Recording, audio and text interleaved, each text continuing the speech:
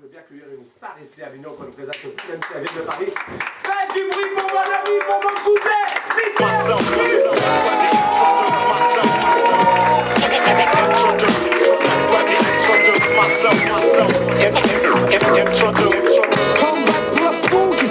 l'état des lieux est fait, donc des faux. Même si je te déteste. Bonsoir à tous. Ça me fait plaisir de te voir ici, toi. Bonsoir. Je tiens à tous vous dire bonne année déjà. Oui. Meilleurs vœux, bonheur, argent et santé. Faites attention quand vous faites vos vœux de fin d'année, parce que moi il y a 5 ans, je croise un pote et je lui dis bonne année, meilleurs vœux, bonheur, argent et surtout la santé. Ça n'a pas raté. 2 mois après, il s'est fait péter par les flics. Il a fini à la prison de la santé à Paris. Il a pris 2 ans. Putain. Putain. Quoi? Ben, tu te calmes? Ah, c'est la censure. Il vient se faire Elle est toujours là, elle existe depuis trop. Tu te calmes? J'ai pas dit le gros mot là. Tu vois, c'est ça, elle est payée en ticket emploi service. Tu peux pas voir comme ça, t'en as des choses comme ça. En fait, la censure elle existe depuis trop longtemps et depuis des lustres. Même dans les dessins animés. Mais pour moi, le point culminant de la censure, en fait, ça reste le dessin animé avec le coyote et l'oiseau là qui faisait bim. Parce que on n'a jamais su ce que l'oiseau disait au coyote. Mais moi, je sais. Je pense qu'il l'insultait et qu'il se foutait bien de sa gueule. Quand il le passait. Gueule, ça passe pas. Si tu recommences, je te goume. Quand il le voyait passer, en fait, il se disait, mais espèce de grosse baltringue, ça fait 2 fois que tu passes et tu te prends encore un rocher sur la gueule. Donc on... Ah, vous vous amusez, vous. Hein. C'est pas moi. C'est qui? T'as dit baltringue et gueule. Ah, c'est ça, en fait, tu bipes à chaque fois, on n'est pas sur MTV. Tu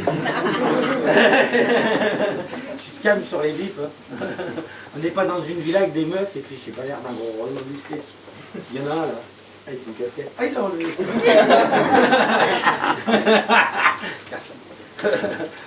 Enfin voilà. Bon, enfin tout ça pour dire que moi, les dessins animés, par exemple, j'adore ça. Enfin, les dessins animés, je suis fan. Mais surtout les dessins animés de ma génération, genre Jess et les Conquérants de la Lumière, Ulysse 31. Et Albator, quoi. Parce que les nouveaux dessins animés, c'est de la merde. Dora l'exploratrice. Dora l'exploratrice, passer maîtresse dans l'art du bourrage de crâne et du lavage de cerveau. Mais vraiment. En fait, Dora l'exploratrice, c'est une petite brune très sympathique qui traîne toujours avec un singe qui s'appelle Babouche. Déjà, ils ont pris un singe, ils l'ont appelé Babouche. Quel culot.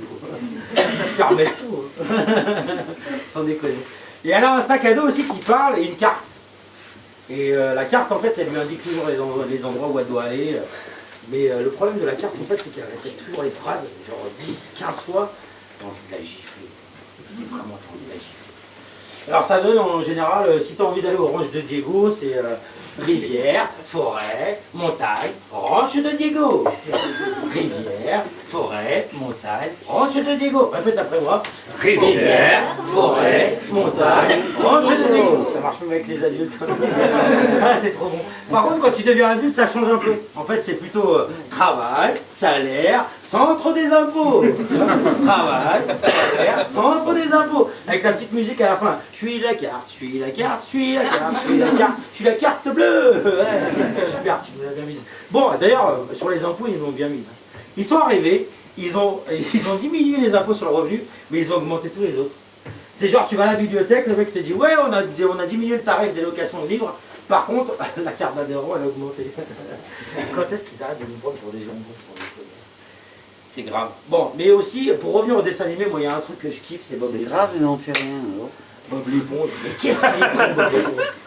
Pas vrai? Il est con, Bob l'éponge. Mais moi, franchement, je me pose souvent la question, je me dis, les mecs qui font Bob l'éponge, mais quelle substance ils prennent? Sans déconner. Une éponge qui vit sous la mer dans un ananas et qui a comme voisin un poulpe qui vit dans une statue de l'île de Pâques et une étoile de mer complètement débile. C'est quoi le projet? C'est quoi le projet? Les mecs, ils sont défoncés. Ils arrivent à la cantine, il y a quoi aujourd'hui? Omelette aux champignons. Avec Red Bull à la fontaine à volonté. Et en dessert, tarte aux pommes, sucre glace, régale-toi. On va faire un épisode. Ouais, ils sont dans un délire de ouf. Ils sont dans un délire. Mais c'est vrai que dans la politique aussi, ils sont dans un délire de ouf. Marine Le Pen, il n'y a pas longtemps, nous a dit on a atteint des sommets. C'est vrai que vous avez atteint des sommets. Le premier dimanche des régionales, ils ont fait un score de flipper. Pas le dauphin. Mais ils ont fait un vrai score de flipper. Par contre, le deuxième dimanche, le second tour, ils se sont pris une gifle, celle qui méritait. T'as déjà regardé le programme du UFL? Sans déconner, le programme de la TNT, il est moins flippant. Non, sérieux, c'est vraiment flippant. Ils ont mis Marion pour faire bonne figure. D'ailleurs, Marion, elle est fille, nièce. Je sais pas où elle est dans l'arbre gynécologique. Je sais pas où elle se situe, mais... il y a un chien. Virez-moi ce chien. Marion Maréchal Le Pen. Ça me fait penser à quelqu'un. Oh, te virer, toi, jamais. Marion Maréchal. Horrible. Bon, dans la galaxie politique, t'as les deux padawans. T'as Hollande et Valls, qui espèrent devenir Jedi. Mais par contre, Hollande, si tu lui files un sabre laser, à mon avis, le seul truc qu'il va réussir à tuer, c'est son parti politique. Après, il y a R2D2, Sarkozy. Même taille, même langage. Voilà. Puis t'as la princesse Leia Maréchal Le Pen. Très bonne, mais ça sert à rien, casse les couilles. Et puis à la limite, si elle n'est pas dans le film, on s'en fout. Et alors, par contre, revenons au côté obscur de la France. Dark Vador Strauss-Kahn. Lui, il est super efficace. J'ai regardé les Miss France la dernière fois et je me suis imaginé Strauss-Kahn en juge des Miss France. Et au moment des votes, le mec il arrive, il fait c'est très serré. Et ben c'est super malsain. Il est trop malsain, Strauss-Kahn. Il est super malsain. Moi par exemple, ce mec-là, à chaque fois que je le vois à la télé, j'ai envie de zapper parce que quand je le regarde, j'ai l'impression que j'ai chopé une MST. Donc je suis un peu obligé de zapper. Il est horrible. Il est vraiment, vraiment horrible. Mais ça, c'est terrible. Le mec, accusé de viol sur une noire. C'est pas grave, elle est noire. C'est loin pour toi, mais c'est vrai. Je peux pas passer à côté. Le mec, après, il est dans une histoire de proxénétisme. Il arrive à la télé, champagne, cotillon. Tout le monde fait la fête et on l'écoute. Moi, j'ai plus envie de l'écouter parler. De toute façon, bon, arrêtons de parler de politique. La politique, je vous le dis, moi, c'est comme le Beaujolais nouveau, ça a toujours un goût de banane. Ça arrive, c'est vrai, c'est vrai. La politique, c'est vraiment grave. C'est que du blabla. Oh putain! En parlant de blabla, vous connaissez Blablacar? Ce truc de covoiturage exceptionnel là. Alors, il y a une histoire, et c'est une histoire vraie. C'est l'histoire d'un mec. C'est l'histoire d'un mec qui voulait partir dans le nord et il habitait vers ici, là, dans le sud, dans une ville. Et il prend un billet de train et tout, le train annulé, il est en galère, donc il va sur son ordinateur, il va sur Blablacar et tout, et il trouve un mec qui habite dans sa ville, ici, et qui peut l'emmener là où il veut aller. Donc, il rejoint ce mec, ils prennent la voiture, ils sont sur l'autoroute. Et sur l'autoroute, bon, comme il y a un peu de distance, ils commencent à discuter tous les deux. Et l'autre lui parle et tout, et lui, le conducteur, lui dit bah, écoute, moi j'ai plus de permis, de toute façon je m'en bats les couilles, les flics c'est de la merde, etc. Moi j'en ai rien à foutre de la vie, je bois de l'alcool. Il continue la route, et il s'arrête sur une aire de repos parce qu'ils ont envie de pisser. Et le mec le regarde, le conducteur, et lui dit bah écoute, ça te dit pas qu'on se fasse une grosse trace sur le tableau de bord? Et puis le passager lui dit mais non, moi je prends pas de ça. Sauf que le conducteur, qui était très gentil au demeurant, il savait pas que le mec qui était à côté de lui c'était un flic. Donc le flic sortait de voyage, qu'est-ce qu'il a fait? Il a envoyé des textos à ses potes.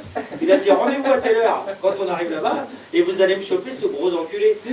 Donc écoute-moi, j'ai arrivé là-bas, ils l'ont sorti avec des menottes. Pas de permis, cocaïne, merci beaucoup, continue à ouvrir ta bouche, t'as bien raison. En fait, il faut apprendre à fermer sa gueule. Vraiment, il faut apprendre à fermer sa gueule. Il faut apprendre à juger les gens aussi avant de savoir qui ils sont. Parce que je pense qu'on a tendance, tu sais, à croire que quelqu'un est comme ça alors qu'il n'est pas comme ça. Il y a une personne dans cette salle, je ne vous dirai pas qui c'est, vous pouvez le chercher, il n'a pas un maillot rouge et blanc, c'est pas où est Charlie. Il se reconnaîtra tout seul. Je l'ai mal jugé au début et en fait je me rends compte que c'est une personne très bien et elle m'a aidé à faire la fin de ce texte. Donc je la remercie du fond du cœur. c'est toi Salah, et je t'aime.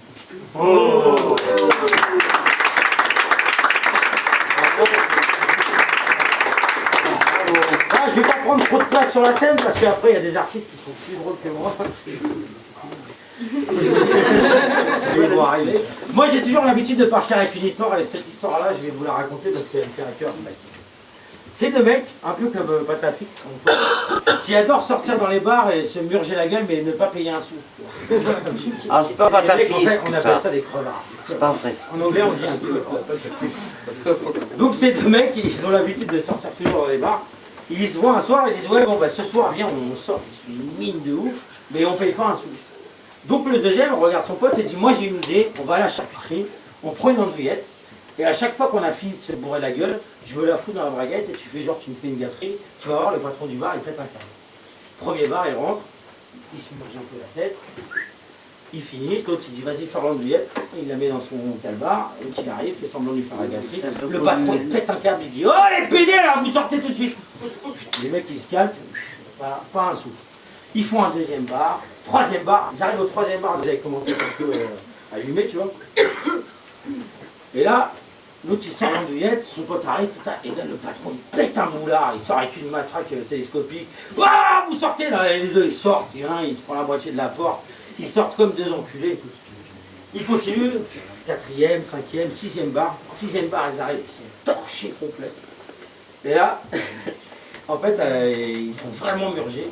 Il y a son pote qui vient voir l'autre qui dit bon, c'est bon, je crois qu'on a assez bien. Et l'autre il lui dit bah vas-y, qu'est-ce qu'on fait? L'autre il dit bah vas-y, sors l'andouillette. Et le deuxième il aurait fait mais attends, l'andouillette, j'ai perdu au troisième bar quand on est sur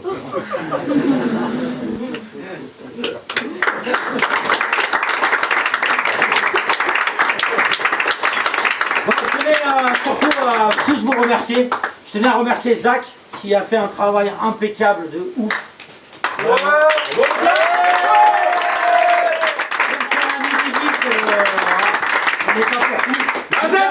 Je tiens à remercier aussi Laurie à la régie.